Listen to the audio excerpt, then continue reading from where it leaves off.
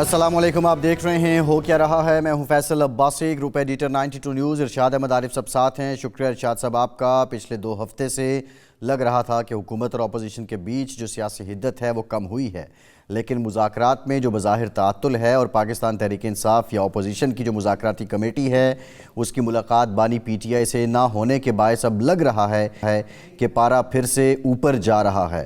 رانا ثناءاللہ صاحب نے بھی آج پریس کانفرنس کی ہے اور یہ کہتے ہیں کہ ایسی جماعت سے کیا توقع رکھی جا سکتی ہے کہ جس کے اندرونی اختلافات اتنے ہیں۔ وہ ایک مبینہ چیٹ جو سامنے آئی علیمہ خان اور ان کے سوشل میڈیا آپریٹر حسن علوی کے بیچ، اس کو بنیاد بنا کے بات کر رہے تھے، لیکن ساتھ ہی ساتھ انہوں نے یہ بھی کہا کہ جو ملاقات ہے وہ ہو جائے گی۔ ایاز صادق باہر ہیں جس کی وجہ سے کوئی تعطل آیا ہے، لیکن پاکستان تحریک انصاف کی مذاکرات سے متعلق جو سنجیدگی ہے اس پر رانا ثناءاللہ نے شک کا اندیا ضرور دیا ہے۔ دوسری جانب بیرسٹر گوہر نے یہ کہا ہے کہ بانی پی ٹی آئی نے ہدایات کی ہیں کہ جو مذاکراتی عمل ہے اس کو جاری رکھا جائے۔ مذاکراتی کمیٹی کی ملاقات کیوں نہیں ہو رہی؟ کیا وجہ ہے؟ کیا امر مانے ہے؟ حکومت اس ملاقات کا اہتمام ابھی تک کیوں نہیں کر پائی؟ اس سے متعلق حکومتی حلقوں سے بھی کوئی جواب نہیں آ رہا، اور جو مذاکراتی کمیٹی ہے پاکستان تحریک انصاف کی وہ بھی یہ بتانے سے قاصر ہے کہ اس ضمن میں ان کی کیا کورسپونڈنس چل رہی ہے حکومت کے ساتھ، حکومتی مذاکراتی ٹیم کے ساتھ، یا پھر اسپیکر قومی اسمبلی ایاز صادق کے ساتھ۔ بنیادی سوال یہ ہے کہ کیا ماحول پھر تلخ ہو گیا ہے؟ اگر ماحول تلخ ہوا ہے تو جو اچھا ہونے کی امید پاکستان کے عوام لگا رہے تھے، کیا وہ بھر آئے گی؟ یہ سپنے ادھورے رہ جائیں گے؟ اس پر بات کریں گے۔ وزیراعظم پاکستان نے آج کراچی میں مصروف دن گزارا ہے۔ پاکستان کی سٹاک مارکیٹ دنیا کی دوسری بڑی سٹاک مارکیٹ اور بہتر پرفارم کرنے والی سٹاک مارکیٹ بن گئی ہے۔ آج انہوں نے ملاقات کی ہے اسٹیک ہولڈر سے۔ وہ کراچی پہنچے، گورنر سندھ نے، وزیر اعلیٰ سندھ نے ان کا استقبال کیا۔ اس موقع پہ وزیراعظم نے یہ کہا ہے کہ پاکستان کا ٹیکس نظام کاروبار میں رکاوٹ ہے، لیکن کیا کریں کہ آئی ایم ایف کے ساتھ جو کمٹمنٹ کی ہیں وہ پوری کرنی ہوں گی، اور اس کے بعد یہ پروگرام آئی ایم ایف کا آخری پروگرام ہوگا۔ بہرحال جو کاروباری طبقہ ہے اس کے ساتھ آج ان کی ملاقات ہوئی ہے، انہوں نے اپنے ریزرویشن بھی رکھے ہیں، ڈیمانڈز بھی رکھی ہیں۔ کاروبار کیسے بہتر ہوگا؟ ابھی جو پلاننگ کمیشن کی رپورٹ ہے وہ 7% بیروزگاری کی شرح میں اضافے کی خبر دے رہی ہے۔ تمام معاملات میں ہم بات کریں گے، اور پیپلز پارٹی نے پھر کابینہ میں شامل ہونے سے انکار کر دیا ہے۔ وجہ کیا ہے؟ پیپلز پارٹی کی سیاسی حکمت عملی۔ تمام معاملات آج کے پروگرام میں شامل ہیں۔ رانا تنویر صاحب سینئر پارلیمنٹیرین ہیں، وفاقی وزیر برائے صنعت و پیداوار ہیں، بہت شکریہ آپ کا۔ رانا صاحب آپ سے گفتگو کریں گے۔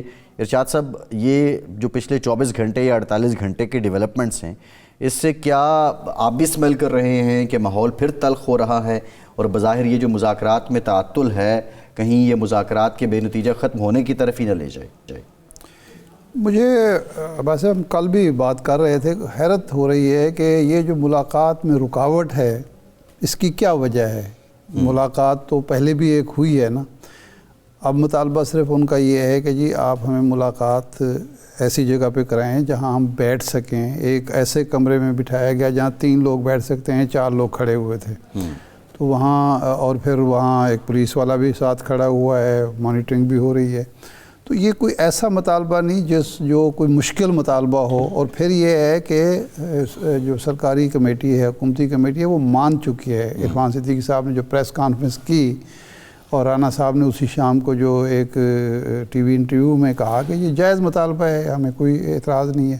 اب آج رانا ثناءاللہ صاحب نے جو بات کی، جی اصل میں اسپیکر قومی اسمبلی ملک سے باہر ہیں، وہ آئیں گے تو ملاقات ہوئی، ان کا کیا تعلق ہے اس بات سے؟ حکومت نے اجازت دینی ہے اور جیل حکام نے ملاقات کا اہتمام کرنا ہے، اور ہم تو میں پہلی دفعہ ایسا ہو رہا ہے جب بھی یہ سیاسی لوگ قید میں ہوتے تھے۔ جاوید ہاشمی صاحب کو بغاوت کیس میں مشرف صاحب نے سزا بڑا سنائی لمبا تھی، عرصہ رکھا، ٹھیک ہے نا جی۔ ہم وہاں یہاں کوٹ لکھپت جیل میں بھی میں جاتا تھا، بلکہ ہر ہفتے جاتا تھا۔ اڈیالہ جیل میں جب تھے تب بھی جاتے تھے، بڑی آسانی سے ملاقات ہوتی تھی، اور ایک بڑا کمرہ تھا، اس میں یوسف رضا گیلانی صاحب بیٹھے ہوتے تھے، سعد ہاشمی صاحب بیٹھے ہوتے تھے، 30-40 لوگ آئے ہوتے تھے، وہاں اجتماعی ایک ملاقات ہوتی تھی، کھانے چل رہے ہوتے تھے۔ میں جب یہاں ہم جاتے تھے فیملی سمیت بھی بعض اوقات گئے ہیں، ملاقات ہوئی ہے۔ میاں نواز شریف صاحب جب تھے کوٹ لکھپت جیل میں تو ملاقات ہوتی تھی۔ مطلب ظاہر ہے ملاقات کے دن ملاقات ہوتی تھی، لیکن یہ نہیں تھا کہ جی ایک مذاکرات ہو رہے ہیں، مذاکراتی کمیٹی کا مطالبہ ہے، حکومت وہ مطالبہ مان چکی ہے، اور جیل حکام اتنے طاقتور ہیں یا اتنے بااختیار ہیں کہ وہ حکومت کی بات بھی نہیں مان رہے۔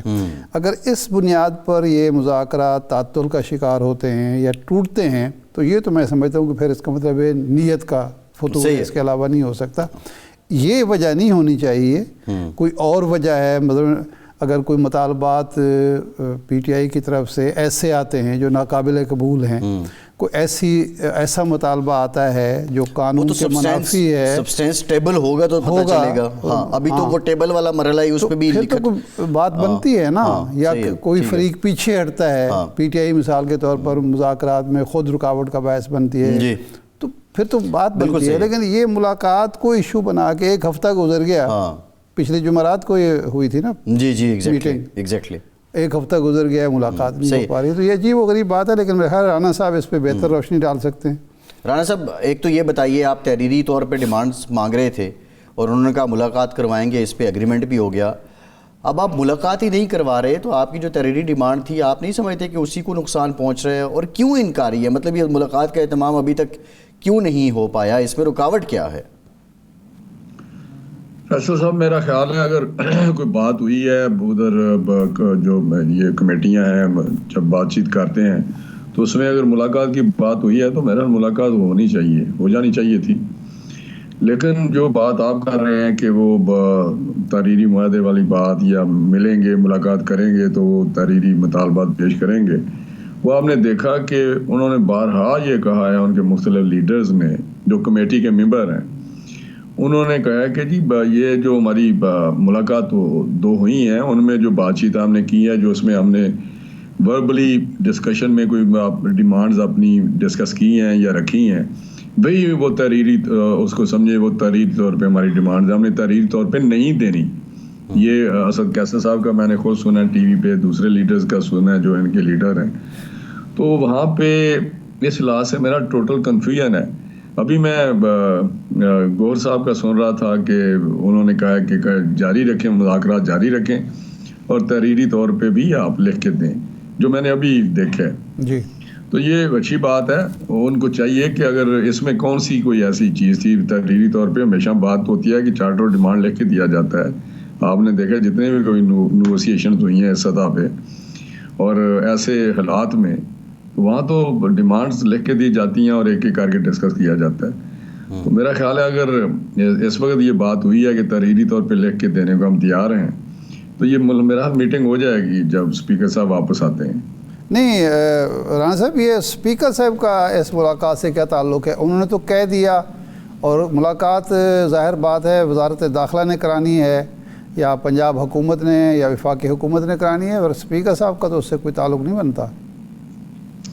شاہ صاحب میں نے یہ نہیں کہا کہ اسپیکر صاحب آئیں گے تو ملاقات ہو جائے گی، میں نے کہا اسپیکر صاحب آئیں گے تو میٹنگ ہو جائے گی، کیونکہ جب وہ ایگری کرتے ہیں کہ تحریری طور پہ ہم لکھ کے دینے کو تیار ہیں مطالبات اپنے، تو میں نے ابھی سنا ہے ان کا کوئی سمجھ بھی نہیں ہے ان کی آتی، ویسے آپس کی بات ہے کہ یہ تو صبح کچھ کہتے ہیں شام کچھ کہتے ہیں۔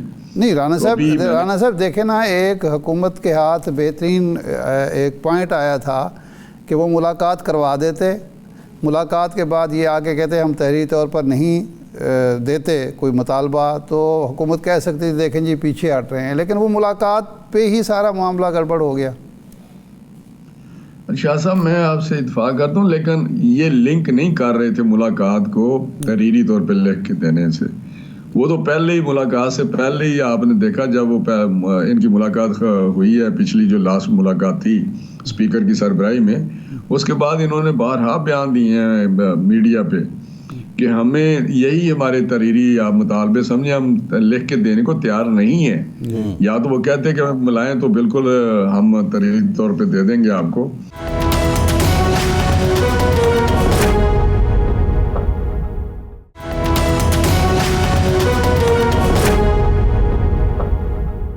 اگر وہ کمٹمنٹ فلفل نہیں کرتے تو اس کا تو نقصان ان کو پہنچے گا، آپ کے پاس ایک جواز آ جائے گا۔ اس وقت وہ جو جواز پیش کر رہے ہیں، اپوزیشن کے لوگ یہ کہتے ہیں کہ یہ جو حکومت ہے اس کے پاس اتنا اختیار ہی نہیں ہے، یہ کہیں سے وتھ سبجیکٹ ٹو پرمیشن ہے، وہاں سے پرمیشن آئے گی تو تو یہ جا کے ہمیں اجازت دے دے گی. وہ کہتے ہیں کہ آپ ایک بے بس اور لاچار حکومت ہیں. کیا واقعتاً ایسا ہے کہ آپ بے بس اور لاچار ہیں اسی وجہ سے ملاقات نہیں ہو رہی؟ نہیں دیکھیں ایسی کوئی بات نہیں. اگر ایک کمیٹی بنائی ہے حکومت نے تو وہ ایک میننگ فل ایک ایکشن ہمارا ہے کہ اس سے کوئی نہ کوئی رزلٹ نکلے. اور ہم بار بار کہتے ہیں کہ ہم بات چیت کرنے کو تیار ہیں. آج سے نہیں بہت پرانا کہہ رہے ہیں بیٹھیں بات چیت کریں اور ہمارے بات چیت یا مذاکرات سے یہ مسئلے حل ہوں گے. اور اس پہ مسلسل پرائم منسٹر سے لے کے کیبنٹ کے ممبرز اور پارٹی کے اعلیٰ جو سینئر لوگ ہیں وہ بات کر رہے ہیں اس پہ. تو میرا نہیں خیال کہ یہ جو وہ بات کرتے ہیں اس میں اس طرح کا تاثر ہے کہ شاید آپ چاہتے نہیں ہیں. ہم تو بہت چاہتے ہیں, پولیٹیکل سٹیبلٹی چاہتے ہیں, کیونکہ استحکام اگر سیاسی استحکام نہ ہوگا جس طرح محنت رات دن پرائم منسٹر یا معیشت کو بہتری کے لیے کر رہے ہیں اس کے لیے تو رات دن محنت کے بعد یہی ہے نا کہ اگر سیاسی استحکام آ جائے گا تو اس سے اور چیزیں جو معاشی طور پہ بہتر ہو جائے گی, اکانومی بہتر ہو جائے گی. ہمارا جو ملک جس ڈائریکشن پہ چل رہا ہے اور زیادہ تیزی سے چلے گا. تو میں سمجھتا ہوں ہماری تو زیادہ ضرورت ہے. لیکن آگے سے جو مختلف یو ٹرن آپ سمجھ لیں یا ایک اس میں مختلف بیانات سے پتہ چلتا ہے کہ ان کی اسٹانس میں تبدیلی آ گئی ہے تو اس سے تھوڑی سی مایوسی ہوتی ہے, جو کہ شروع سے ہمیں پتہ ہے کہ ان کے معاملات اسی طرح ہی ہیں. رانا صاحب آپ کا ایک طویل تجربہ ہے. 85 سے آپ اسمبلی کے ممبر بنتے چلے آ رہے ہیں, منسٹر ہیں. ہم نے ماضی میں جب بھی کوئی مذاکرات حکومت اپوزیشن میں ہوئے ہیں سب سے امپورٹنٹ چیز یہ ہوتی تھی پہلی میٹنگ کے بعد کہ جی اب سیز فائر ہوگا, دونوں طرف سے بیان بازی نہیں ہوگی. یہ عجیب و غریب مذاکرات چل رہے ہیں کہ حکومت کے وزرائے کرام ارکان اسمبلی بھی جو منہ میں آتا ہے وہ کہہ دیتے ہیں, جو اپوزیشن کے لوگ ہیں خواہ کمیٹی کے ارکان ہیں یا ارکان نہیں ہیں وہ بھی جو مرضی کہہ رہے ہیں. یعنی دونوں طرف سے آگ پر تیل چھڑکا جا رہا ہے. تو کیا آپ سمجھتے ہیں کہ اس طرح کے مذاکرات کبھی کامیاب ہو سکتے ہیں جس میں سیز فائر نہ ہو, جس میں آگ پر پانی چھڑکنے والے کم ہوں بلکہ نہ ہوں اور تیل چھڑکنے والے سارے موجود ہوں دونوں طرف سے؟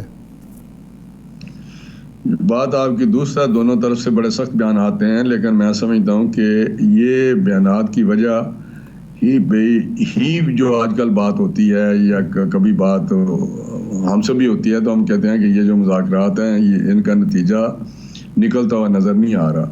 یہ میں بات آپ سے اتفاق کرتا ہوں کہ پہلے دن جب یہ بیٹھے تھے لوگ تو سب سے پہلے اس پہ ایگریمنٹ ہونا چاہیے تھا, لیکن وہ تو بات ہی ادھر نہیں ہوئی. انہوں نے تو وہاں سے باہر نکل کے جب بات پتہ چلتا تھا یہی تھا باہر آ کے جو پریس کانفرنس ہوتی تھی یا میڈیا ٹاکس ہوتی تھی اس میں تو بالکل وہی تلخی اور وہی سخت باتیں ہوتی تھی. تو میں سمجھتا ہوں کہ یہ بات پہلے جب آپ بات کرتے ہیں تاریخ کی تو وہاں تو پہلے ہی یہ ہوتا تھا کہ ہم میز پہ بیٹھ گئے, اب کوئی بات اس پہ کوئی کمنٹ نہیں کرنا اور نہ اس پہ کوئی ہم نے ایسی کوئی گفتگو کرنی ہے جس سے ان مذاکرات پہ اثر پڑے. تو وہ تو پہلے ہی انہوں نے جو بات کے پارٹی سے وہ اس مذاکرات سے باہر آ کے آئے ہیں تو اس سے تو تاثر بالکل یہی جاتا تھا کہ یہ نہیں. رانا صاحب آپ نہیں سمجھتے کہ رانا صاحب یہ نہیں سمجھتے آپ کہ یہ دونوں جماعتوں یا دونوں فریقوں کی ایک غیر سنجیدگی بھی اس سے واضح ہوتی ہے اور امیچورٹی بھی سامنے آتی ہے کہ پہلی ملاقات میں یہ کم از کم جو 1 پوائنٹ ایک ہوتا ہے 1 لائنر وہ بھی طے نہیں کر پائے. اس قدر ہم تو بڑے خوش تھے کہ دونوں طرف سے کہ ٹاپ لیڈرشپ ہے, اسحاق ڈار صاحب نائب وزیر اعظم ہیں, رانا ثناء اللہ صاحب کا ایک تجربہ ہے, باقی جتنے بھی لوگ ہیں ادھر دوسری سائڈ پہ بھی یہی صورتحال تھی. لیکن یہ تو لگتا ہے کہ بس ایک مذاکرات کھیل ہے, بس کھیلنا ہے, اس کے علاوہ کچھ سنجیدگی نظر نہیں آتی. دیکھیں جہاں تک تو وہاں پہ جو کمیٹیز دونوں طرف ہیں ان کے ممبرز کا تعلق ہے, دونوں پارٹیوں کے سینئر لیڈر ہیں, اور میں سمجھتا ہوں کہ اس میں اگر یہ بات کہیں میچورٹی ہے تو یہ بالکل غلط بات ہے. جس طرح ہماری سائڈ پہ تو بڑے ٹھنڈے مزاج کے بڑے جو ہمارے پاس تو ڈار صاحب تو بہت کریٹیکل جو ڈائلاگ یا مذاکرات ہوتے ہیں یا نیگوسیشنز ہوتی ہیں اس میں وہ ہمیشہ لیڈ کرتے ہیں اور بڑے سکسیسفلی کرتے ہیں کیوں بڑے ٹھنڈے ہیں اور بڑے سوجھ بوجھ والے ہیں. تو میں سمجھتا ہوں کہ ہماری طرف سے تو ٹیم کا اگر آپ دیکھیں گے جس طرح کے لوگ اس میں ہیں تو وہ پولیٹیکل بھی ہیں, संजीदा भी हैं और ठंडे दिलो दिमाग वाले भी हैं। जी तो दूसरी तरफ से मे बी कि वो भी समझदार हों, लेकिन वहाँ पे तलखी तुरशी और उसमें जो बहुत सख्ती होती है वो दूसरी तरफ पे सही है। उनके कल्चर का हिस्सा है, पीटीआई का कल्चर है। तो मैं समझता हूँ उससे उनको पहले दिन चाहिए था कि इस चीज़ पे बात करते। पहली मीटिंग में तो पहले ये सारे आए नहीं, 2 शायद आए थे, बाकी ने कोई भी बहाना किया, किसी ने कोई बहाना किया। तो दूसरी मीटिंग में इनकी रिप्रेजेंटेशन ठीक थी, प्रेजेंस काफ़ी थी। तो वहाँ पे सबसे पहले तो ये होना चाहिए था कि माहौल ठीक करें हम। सही है। अच्छा राणा वो साहब, नहीं हुआ, लेकिन अभी जी। कुछ नहीं, अभी भी मैं समझता हूँ कि हमें बिल्कुल इस पे संजीदगी से आगे बढ़ना चाहिए और पीटीआई को सोचना चाहिए जी। कि इस वक्त अगर वो मुस्बत सियासत करेंगे, एक अच्छी सोच के साथ आगे बढ़ेंगे तो उन्हीं का फायदा है, पॉलिटिकली भी और सही एज है। ए पार्टी भी। मैं आपको बता, अगर वो इस तरह के काम करेंगे तो अल्टीमेटली नुकसान उनका ही होना है। अच्छा, राणा साहब, जो मजीद जी। नुकसान पहले बहुत उनका हो चुका है, फिर और मजीद नुकसान होगा। हुकूमत आज वज़ीर-ए-आज़म साहब ने कराची में भी बड़ा भरपूर दिन गुजारा, कारोबारी तबके से भी मिले हैं। हुकूमत क्लेम करती है कि माशी मैक्रो इकनॉमिक इंडिकेटर्स बेहतर हुए हैं, और जो रिपोर्ट्स आ रही हैं उसमें भी हमें नज़र आ रहा है। लेकिन पैरेलल कुछ और रिपोर्ट्स भी हैं। प्लानिंग कमीशन की रिपोर्ट आई है कि बेरोज़गारी की शरह में 7% इजाफा हो गया है। ये जो मुआशी इशारे बेहतर हो रहे हैं, इसका अक्स या इसकी तस्वीर अवाम में नज़र क्यों नहीं आ रही? देखिए फैज़ साहब, बिल्कुल आपकी बात दुरुस्त है। ये जो इसका एस्पेक्ट है वो मानते हैं कि इसमें कोई शक नहीं कि मईशत हमारी आगे तेज़ी से बढ़ रही है। इसमें भी कोई शक नहीं कि तमाम इकोनॉमिक इंडिकेटर्स जिसका आपने बात किया बड़े पॉजिटिव हैं, और उससे सारी दुनिया से हमें बहुत ज़्यादा सताइश मिल रही है कि पाकिस्तान सही रास्ते पे चल पड़ा है माशी तौर पे। उनकी पॉलिसीज़ हमारी अच्छी हैं, सारे बाहर के जितने भी ममालिक हैं वो कोऑपरेट और सपोर्ट भी कर रहे हैं। स्टॉक एक्सचेंज आपने देखा, आप एक्सपोर्ट देखें, रेमिटेंसेस देखें, आप जो फॉरेन रिजर्व्स हैं वो देखें, महंगाई की शरह देखें, आप पॉलिसी रेट देखें। लेकिन एक्चुअली नीचे की सतह पे थोड़ा सा टाइम लगेगा, नीचे उनके फायदे पहुंचते पहुंचते कुछ असरात हुए भी हैं। मैं आपको बता रहा हूँ, कुछ आप भी समझते हैं क्योंकि आप भी यहीं रहते हैं, यहीं फिरते फिराते हैं। कुछ फ़र्क पड़ा है, लेकिन जो 100% ट्रांसफ़र होना है आम आदमी पे, उसका फ़ायदा वो अभी शायद नहीं हो पा रहा, हो जाएगा।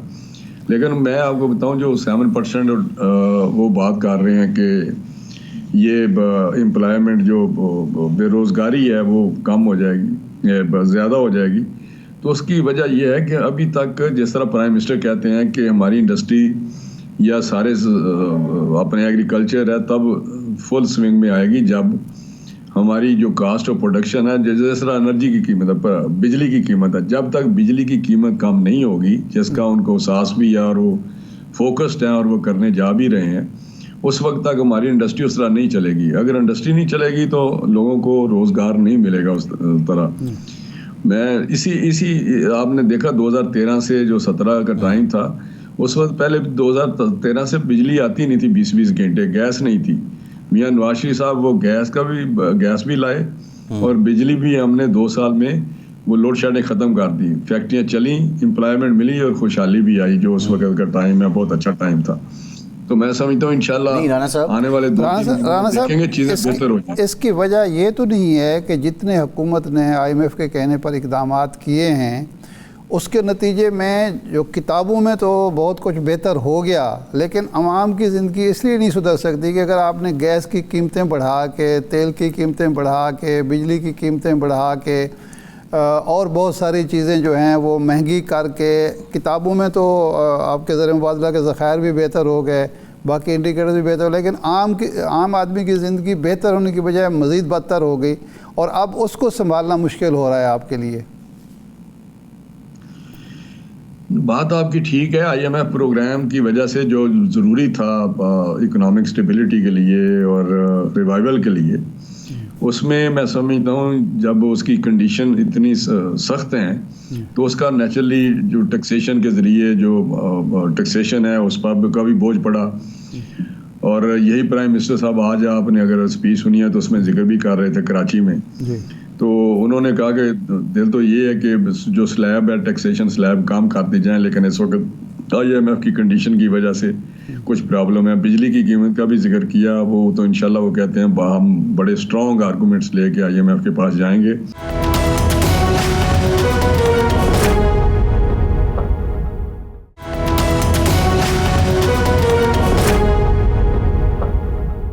لیکن ایک دفعہ جو معیشت کیا کہتے ہیں جی آپ ایک بڑے گہرے گڑھے میں گر چکی تھی، اس کو نکال کے کھڑا کیا ہے.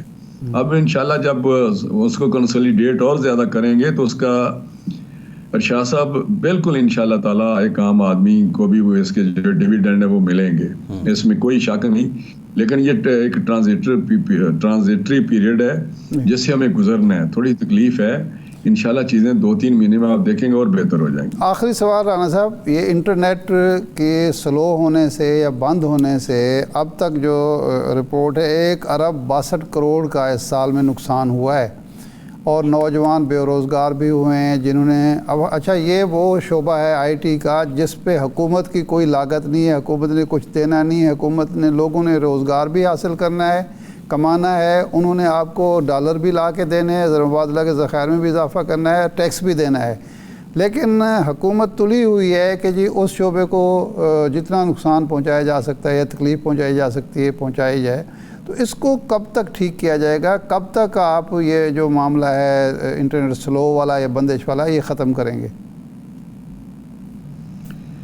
دیکھیں کافی آج کل بات ہو رہی ہے اسمبلی کے اندر بھی، میڈیا پہ بھی، اور کیبنٹ میٹنگ میں بھی ہوتی ہیں. تو IT کی جو ہماری اسٹیٹ منسٹر ہیں وہ تو کہتی ہیں کہ ہماری طرف سے نہیں ہے، لیکن کوشش کر رہے ہیں کہ اس کو بہتر ہو جائے. لیکن اس میں کوئی شک نہیں کہ یہ سلو ہوا ہے.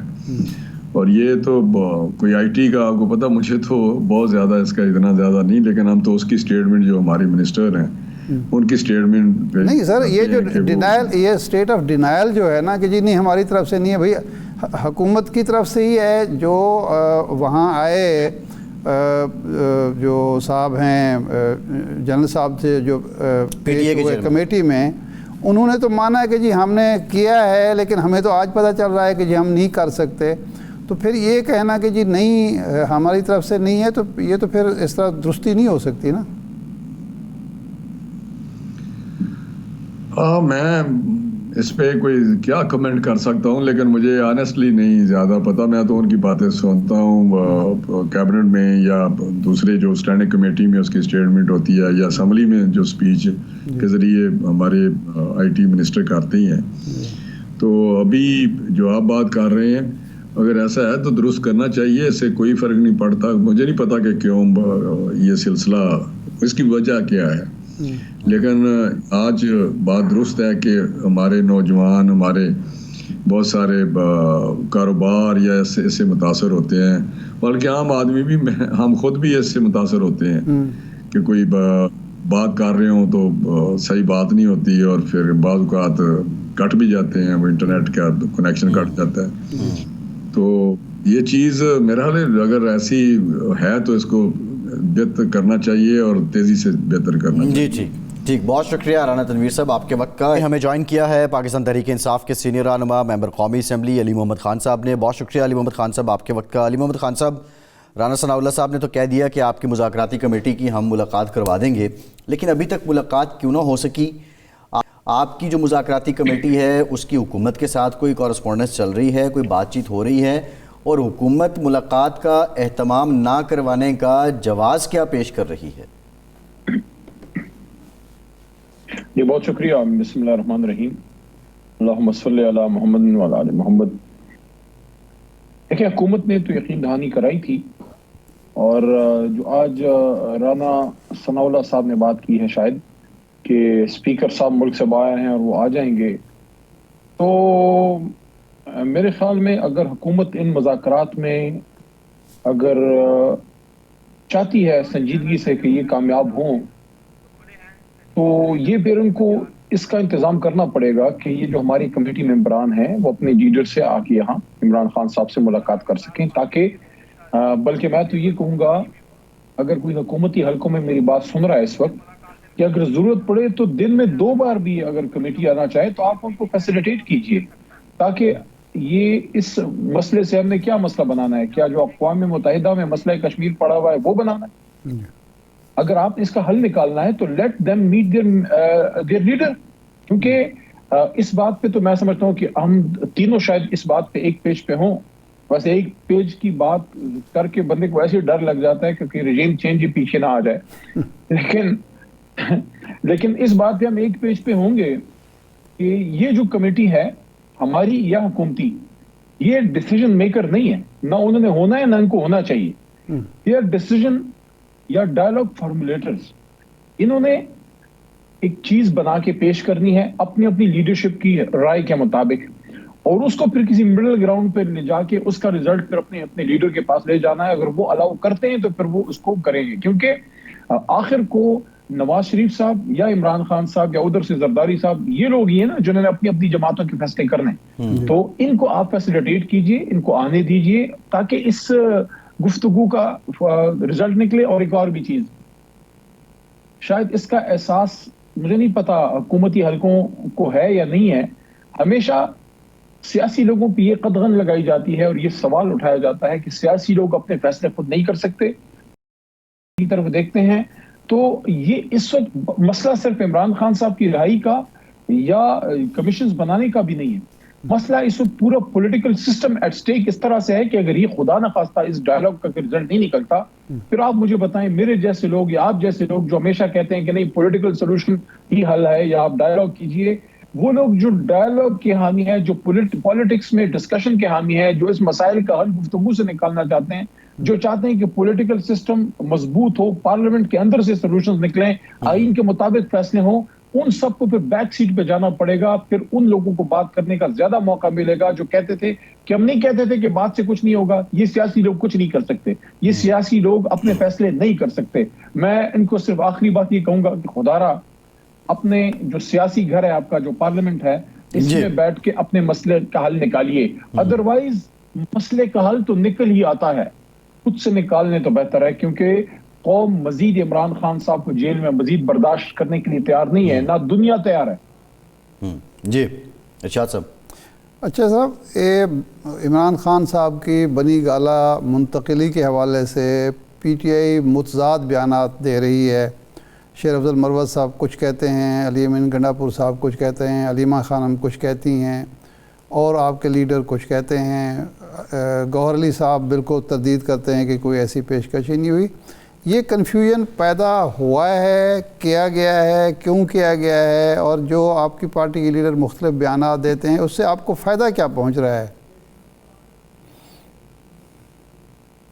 میں تو تقریباً 2 ہفتے سے ایک بات کر رہا ہوں، جب سے یہ ڈائیلاگ شروع ہوا ہے. میرے خیال میں 23 کو پہلی بار یہ لوگ بیٹھے تھے دسمبر کو.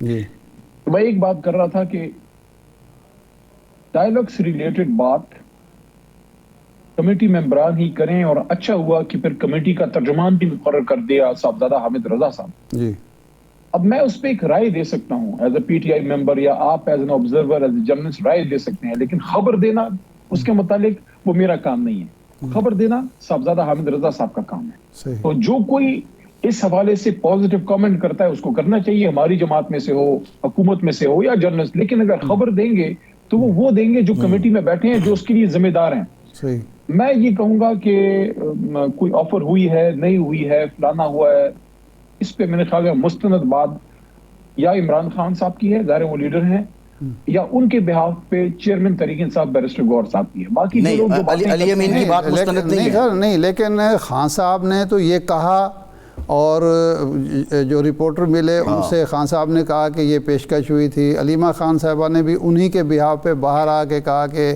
ہاں ایسی پیشکش ہوئی تھی. لیکن گوہر علی خان صاحب جو ہیں وہ کہتے نہیں جی ایسے تو کوئی بات ہی نہیں ہے. تو ہم کس کو مستند سمجھیں؟ علی محمد خان صاحب. عمران خان صاحب کی بات. یعنی آفر ہوئی تھی، پس پردہ کچھ چل رہا ہے. اگر انہوں نے کہا ہے تو ہوئی ہوگی. اس کا مطلب ہے پس پردہ مذاکرات بھی پھر چل رہے ہیں، کوئی چینل ایکٹیو ہے؟ کیونکہ اس مذاکراتی کمیٹی میں تو یہ نہیں ڈسکس ہوا. اگر میں عرض کرتا ہوں اگر نہیں ہے تو لمحہ فکری ہے. کیونکہ یہ جو کمیٹی بیٹھی ہے، میں نے پہلے آپ کو بات کی، یہ ہمارے بڑے سینئر لوگ ہیں لیکن ڈیسیجن میکر نہیں ہیں. ڈیسیجن میکر عمران خان صاحب ہیں، یا ان کی طرف سے حکومتی حلقوں میں یا جو بھی ادھر آپ جس کا بھی نام نے 3-4 پاور سینٹرز ہیں پیچھے نون میں پیپلز پارٹی یا، لیکن یہ جتنے ہمارے لوگ ہیں یہ وہ لوگ ہیں جنہوں نے ان ساری فارمولیشنز کو یا ان ساری مسودوں کو یا ٹی او آرز کو فائنلائز کرنا ہے. ان کا اتنا ہی اہم رول ہے جتنا لیڈرشپ کا ہے، کیونکہ اگر یہ لوگ نہ ہوں تو اس موقع پہ مستقبل میں کبھی بیٹھیں، اچھا ہوگا بیٹھیں پاکستان کے لیے کسی چیز پہ ڈسکس کریں آگے کا راستہ.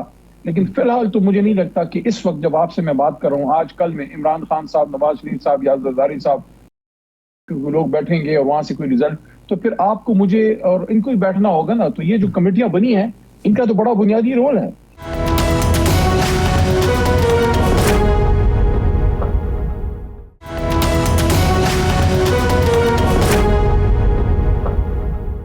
اگر پاکستان میں جو سسٹم پولیٹیکل سسٹم مضبوط ہونا ہے اور آئین کے مطابق اس ملک کو آگے جانا ہے تو اس ڈائیلاگ پروسیس کے ذریعے کوئی رزلٹ ہمیں چاہیے. علی محمد خان صاحب جو مذاکراتی کمیٹی سے جو کنٹینٹ سامنے آتا ہے یا جو باتیں سامنے آتی ہیں اس میں تو یہ کوئی آفر والی بات ہی نہیں ہے. یہ وہ لوگ بات کر رہے ہیں جن کے بارے میں شبہ ہوتا ہے کہ شاید کوئی بیک ڈور چینل ایکٹیو ہے. تو سوال ہمارا بنیادی یہ ہے کہ کیا اصل کہانی، اصل معاملات کسی بیک ڈور چینل میں طے ہو رہے ہیں اور اس کمیٹی نے اس کو صرف کاسمیٹکلی دیکھنا ہے، اس کو آ کے اس کی فیبریکیشن کو دیکھنا ہے؟ نہیں، میں یہ نہیں کہہ سکتا کیونکہ کمیٹی ہائی پاورڈ کمیٹی ہے اور ون سٹیپ ڈاؤن لیڈرشپ بیٹھی ہے. یا عمران خان صاحب ہیں، عمران خان صاحب سے سیکنڈ ٹیئر میں آپ کے سینئر ترین لوگ ہماری جماعت کے بیٹھے ہیں وہاں پہ، کچھ باہر ہیں کچھ اندر کمیٹی میں ہیں.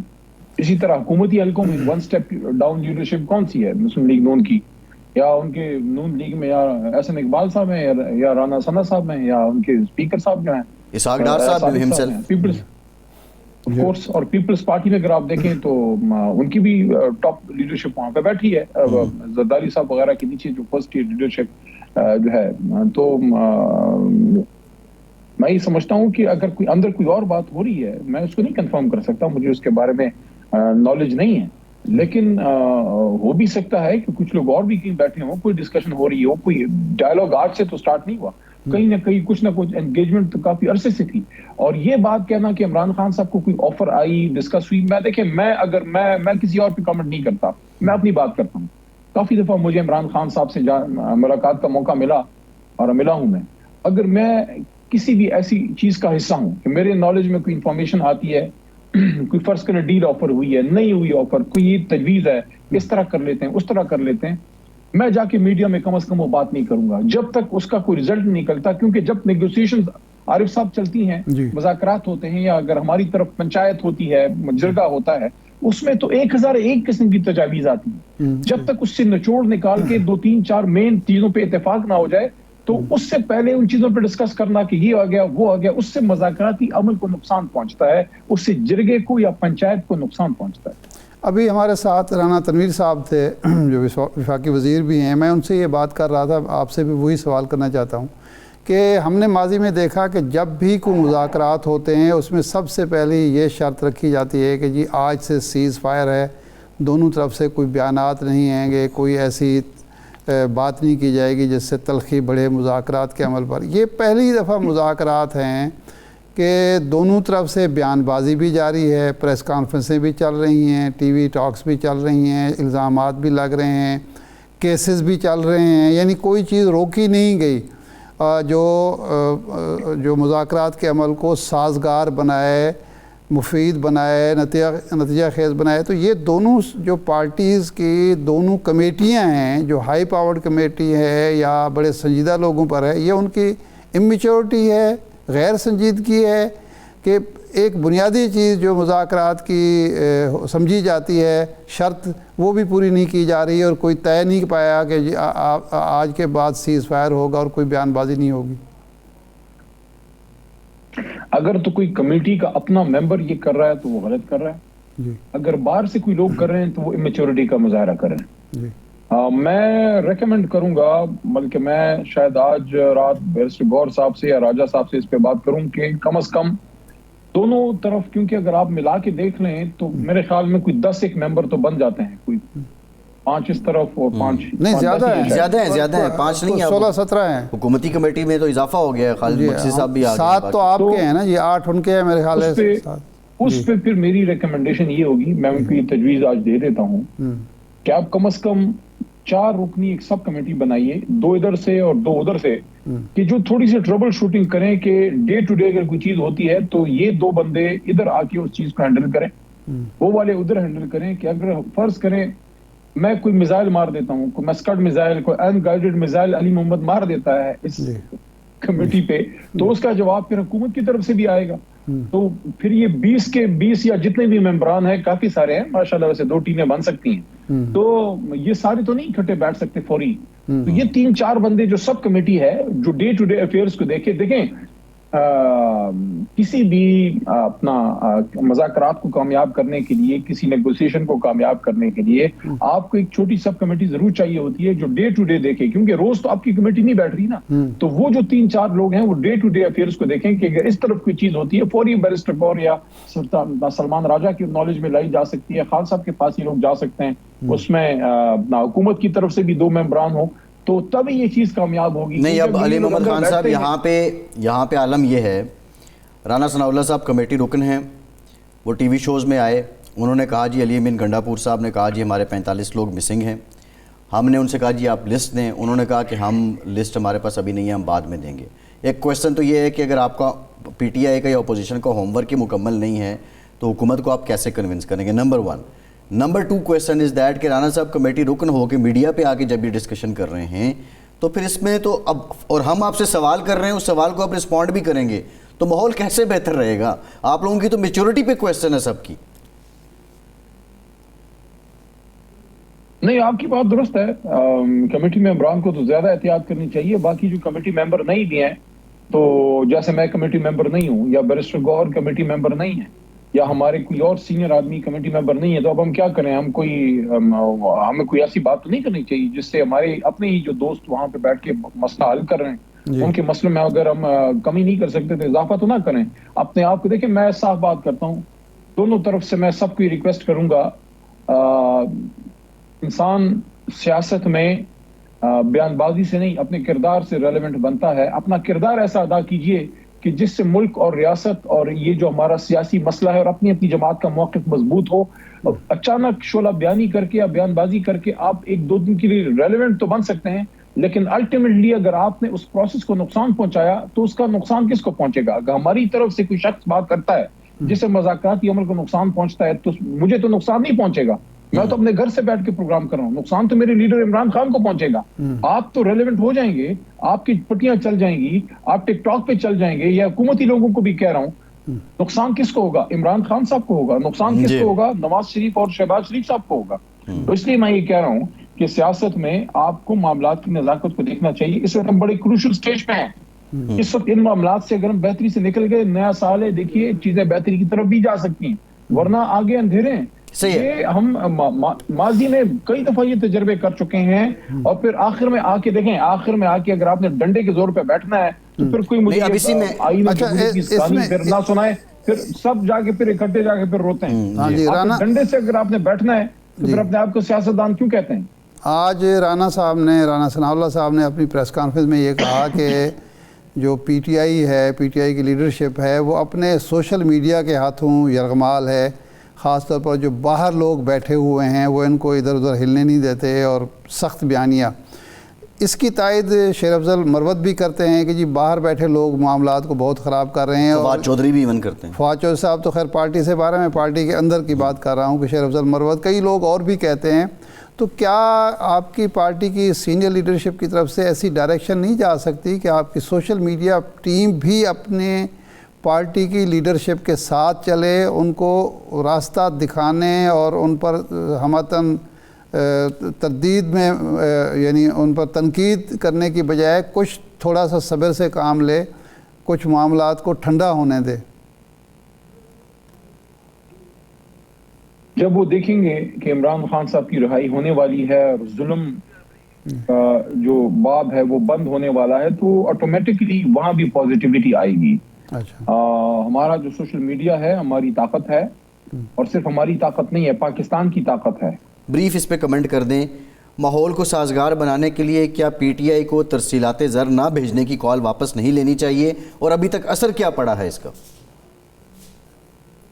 دیکھیں, کوئی اختیار خان صاحب کے پاس ہے, جب وہ مناسب سمجھیں گے وہ کال واپس لے لیں گے. لیکن میں دوبارہ یہ بات کرنا چاہتا ہوں, پاکستان سے باہر اوورسیز جو بیٹھے ہیں وہ ہم سے زیادہ اس ملک سے اور اس کے اداروں سے محبت کرتے ہیں. وہ پاکستان کی محبت میں عمران خان کو سپورٹ کرتے ہیں. ترسیلات زر والی کال, تنخواہ نہیں دیتے. علی صاحب ترسیلات زر والی کال پہ نظر ثانی نہیں کرنی چاہیے. وہ فیصلہ خان صاحب کا, دیکھیں یہ کمیٹی سے اگر کوئی اچھی چیز نکلتی ہے, اگر ہم دیکھیں سی بی ایمز اگر فرض کرے ہوتے ہیں, doctor Yasmin Rashid cancer survivor ہے 85 سالہ, اس کو جیل میں ڈال کے کون سی ریاست کی خدمت ہو رہی ہے؟ جی یہ جو آپ کے انتہائی سینئر ترین, میں کہتا ہوں سب کے لیے شرم کا مقام ہے, 2 دفعہ کا سابق وزیر خارجہ جو ہے وہ ایماندار آدمی ہے, جی سیاست میں فہم فراست والا آدمی, اس کو شاہ محمود صاحب کو آپ نے اندر ڈالا ہوا ہے 5 دنوں سے. جی ان کو فرض کریں ریلیز ہوتے ہیں, باہر آتے ہیں, کانفیڈنس بلڈنگ میجرز میں یہ ساری چیزیں آتی ہیں. جی صحیح ہے, اس سے علی محمد خان کم صاحب ہوگا, اور پھر اس کے بعد خان صاحب کال وہ واپس لینا ان کا اختیار ہے, اس پہ میں کوئی کمنٹ نہیں کرتا. جی ٹھیک ہے, بہت شکریہ علی محمد خان کے وقت. ارشاد صاحب پروگرام کا ٹائم گیا, بہت شکریہ آپ کا. آج کے پروگرام سے اتنے اجازت دیجیے.